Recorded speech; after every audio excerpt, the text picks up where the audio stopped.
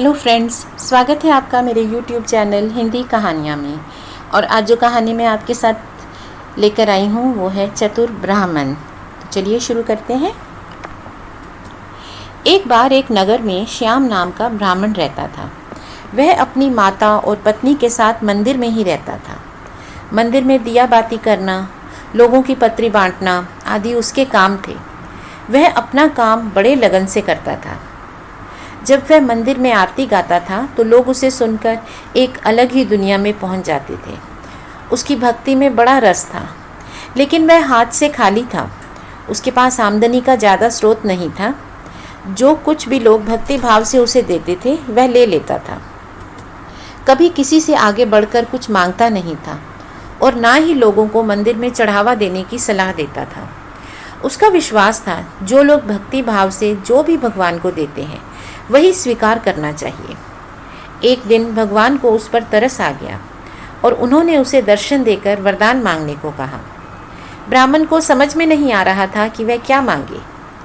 उसने भगवान जी से एक दिन का समय मांगा और फिर उसने अपने घर जाकर अपनी माता और पत्नी से सलाह की। उसकी माता को दिखाई कम देता था तो उसने कहा, भगवान से मेरी आंखों की रोशनी मांग लो। पत्नी ने कहा, पुत्र से वंश चलता है तो उनसे पुत्र मांग लो। अब वह सोच में पड़ गया कि ऐसा क्या मांगे कि उसकी सभी परेशानियों का अंत हो जाए। अंत में उसे एक उपाय सूझा। अगले दिन उसने भगवान से कहा कि अगर वह उसे वरदान ही देना चाहते हैं तो वह यह करें कि उसकी माँ अपने पोते को सोने की थाली में खाना खाते हुए देखे। यह सुनकर भगवान हंस पड़े और बोले, वाह बेटा, तुम तो बहुत चतुर हो। एक ही वरदान में अपनी माँ के लिए आँखें, पत्नी के लिए पुत्र और पूरे परिवार के लिए धन ऐश्वर्य सब मांग लिया। फिर वह मुस्कुराते हुए तथास्तु कहकर अंतर्ध्यान हो गए।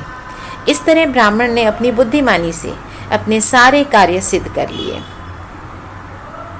धन्यवाद दोस्तों। अगर आपको मेरी कहानियाँ अच्छी लगती हैं तो आप इन्हें लाइक करें, शेयर करें और मेरे चैनल को सब्सक्राइब करें। आप मेरी कहानियों के बारे में जो भी सोचते हैं या कोई कहानी आपको बहुत अच्छी लगती है या किसी में आपको लगता है कि इसमें कुछ कमी थी तो आप प्लीज़ मुझे अपने सारे विचार कमेंट्स के थ्रू ज़रूर बताइएगा। Thank you.